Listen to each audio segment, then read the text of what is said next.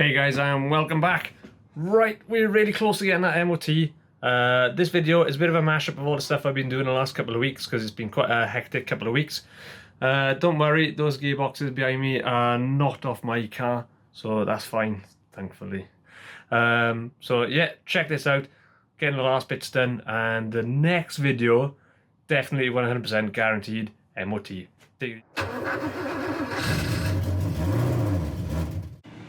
Wheel straight? Yep. I don't trust you. Okay, a microfraction off. Disappointed in me? It's not far up in the right way up. That helps. I remember now, there's no brakes. There's a 40 brake pedal. Hey John, guess what I got? You haven't got? What? Clutch. Right then.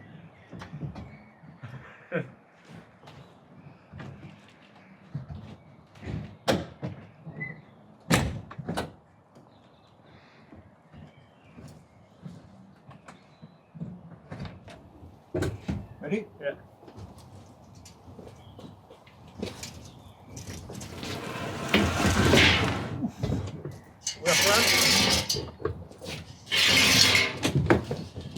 Guess what I did?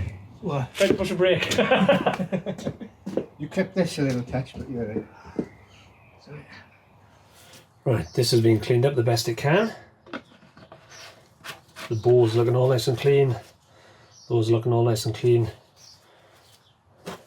Like I said, this seems to slide in there nice and does create pressure.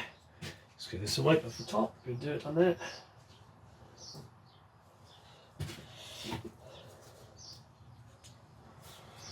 Right, he's going to go back in there.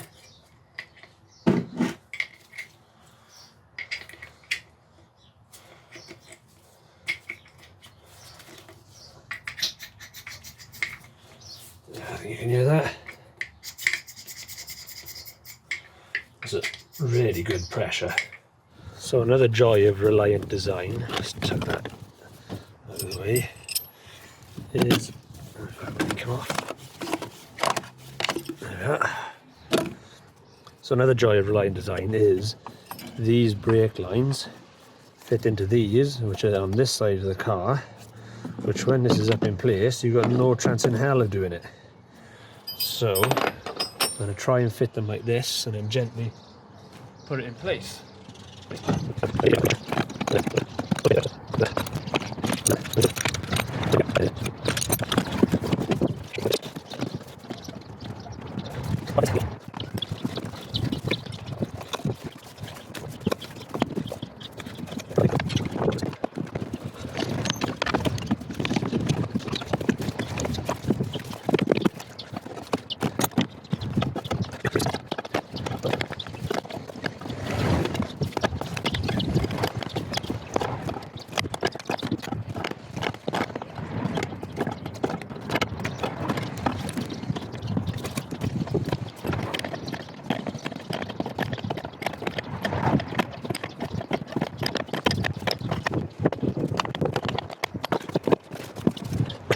I just love it when this happens.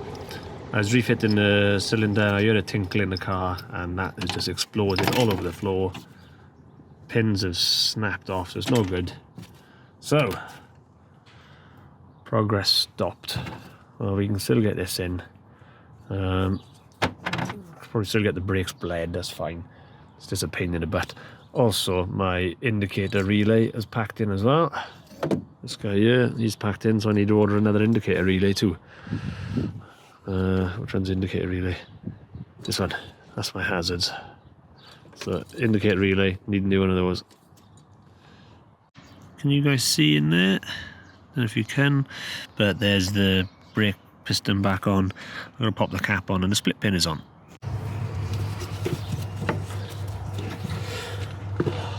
Typically it's started to rain. So there's a couple of other little bits and bobs we can do that don't require lining under the car. So that goes on like that. Okay. So look, so I catch down into there. Pins on there.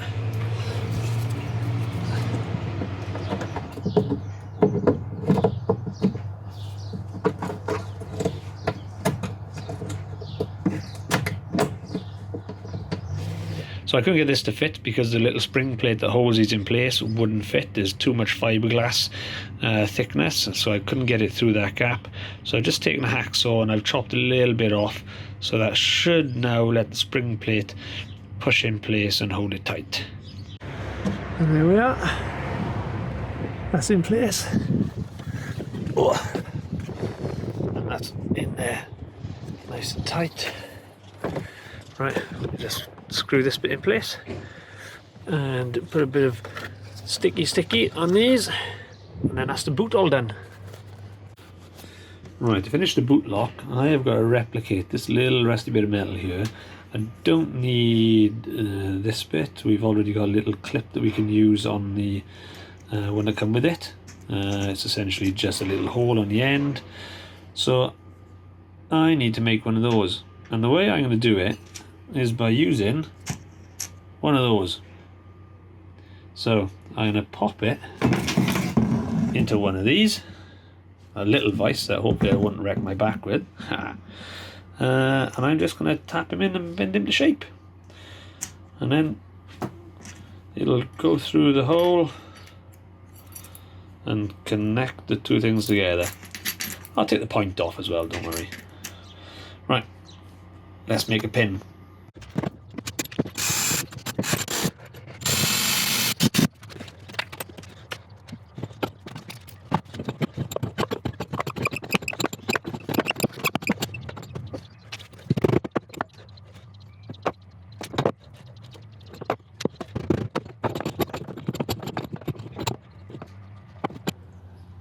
Before and after pin. That should be good enough. Don't you just love it when that happens? Right, quick fix with some nuts and bolts, and then the boot's finished. Okay, there's my pin. There's my pin done. It works in the same way as the other one. And if we look up here, we're getting complete movement. So job's done. There we have it. That's back in place.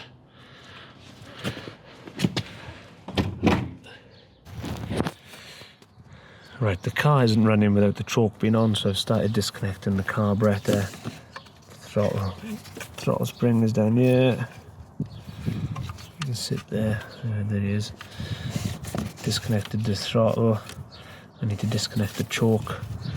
Undo this bit there, and then we should be lifting out. In here is where we get access to the engine bay. These screws down here are rusted, so I can't get them off, but luckily there's just enough flex for me to get to it. There's the carburetor, and under that bolt there, under the two water hoses, and then lift him out. Right, so here's our carburetor off the car. We're only running on choke at the moment, so other than it being a bit dirty, everything seems to move freely. We got nice pressure in there. Don't know if you can see in there, but the fly moves freely and looks clean. It all looks quite nice in there. So I'm hoping that we're going to pop this off, and this will be full of hideous sediment from where the car has been standing. I just popped a little bit of pressure on there. So there's our float.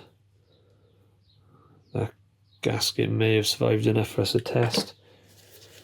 Now it is looking pretty grim in there. Lots of bits and dirt.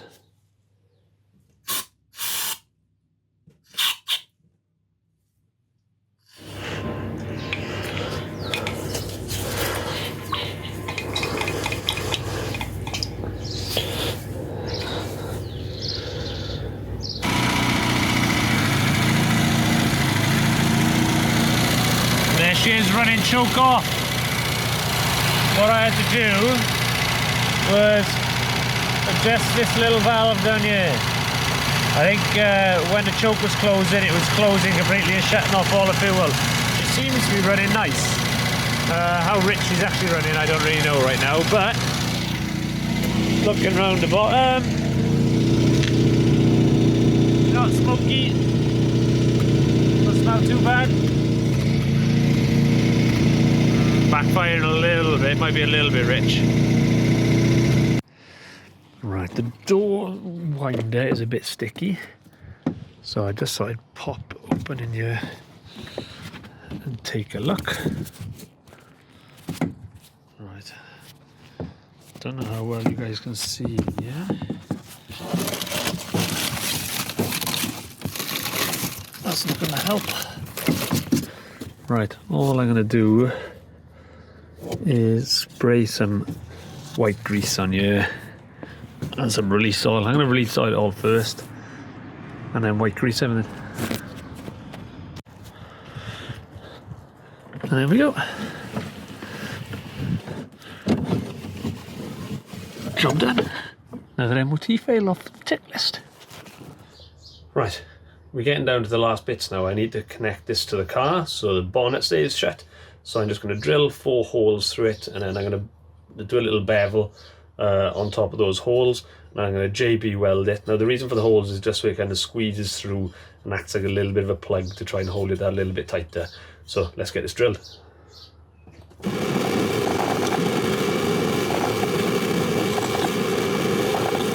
Right, I've cleaned it up best I can, give it a good scrub, get all the dirt off. I've got the drill holes in it to help us little grub kind of locks. Now let's mix some of this JB weld.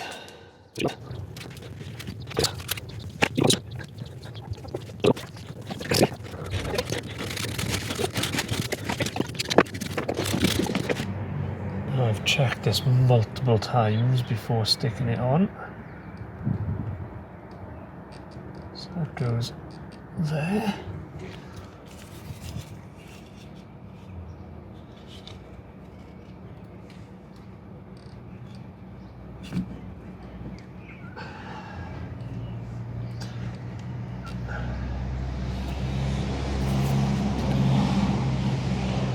Right, there's the wheel back on. Not the wheel back on, the A-frame back on. Steering arm on. New brake lines done. And we've got that bolted on there nice. I've got to tighten them up. Same over on this side. I'm just going to tighten that top one up. And now we're going to put the hub on. I've got all these sealed with silicone. New brake lines back there. Right. I'm going to get the hub on. Get the hub on. Get the wheel on. Get these brake shoes adjusted up so they're in the right place to start with. And then we're going to get the back off the ground as well, get those wheels changed.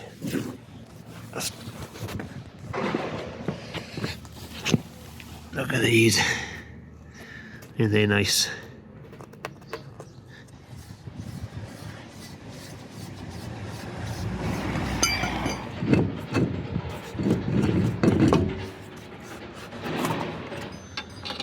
Just going to adjust these up now until wheel would turn.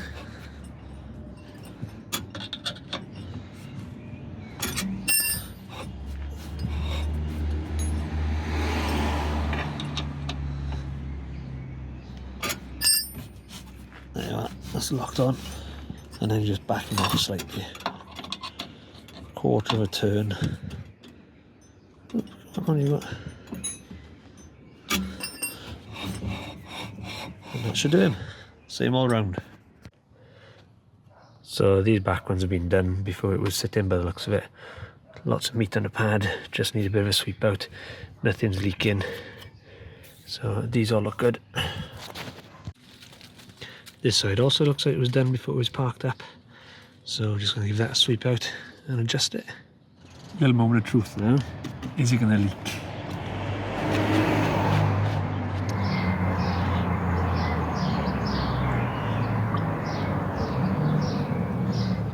Glamorous assistant at the ready, like Paul Daniels. That makes, I'm Paul Daniels, that makes who you? What was her name? Debbie McGee, wasn't it? Yeah. Right, go on Debbie, get yourself ready.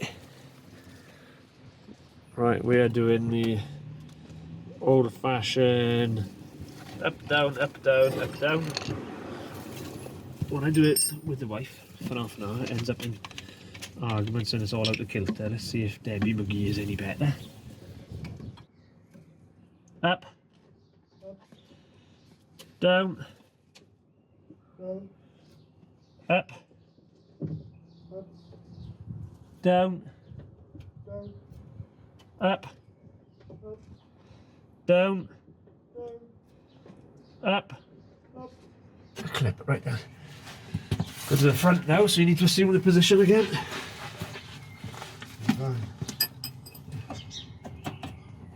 Down. Up.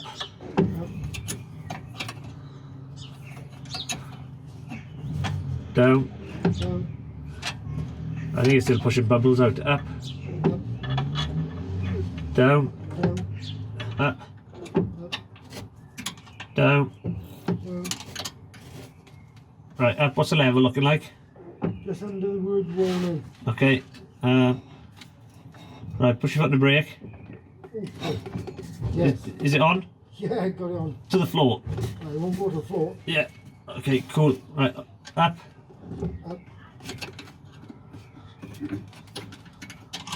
Right, down. Down to the floor. Right, and up. Up. Ooh, nice. Right, there's a battery brace just quickly knocked up out of a piece of old microwave. Job done. So quite typically, pre-MOT, running through doing some checks, indicators have stopped working, and the fog lights at the back have gone dim. So I've been working through the wiring, checking continuity, checking all the earths, checking the 12 volts to all the switches, and I've just managed to get it to work. So that's something. I'll quickly show you what I've been doing. Change this camera around. Like that. And what I've discovered here, see this big thick red wire, I've just added it. I haven't got 12 volts onto the wire that comes down. Try and get it in. I haven't got 12 volts onto the wire that comes down off the back of the switch. So this little switch module, or the switch itself, is damaged. So I've just jumped that in. And then down here I've got the indicator light with my bypass wire in. That works lovely. And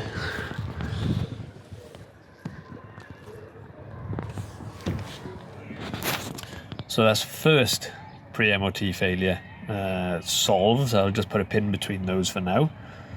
On to the next one. So my next issue is really dull fog lights. So you can see they're on, so they're getting current. Hard to see in this light. Looks like this one isn't getting any. It was, so I'll just go in and jiggle the connection. So checking the current through my switch, you can see, look, 3 volts there. Now the fronts are working fine.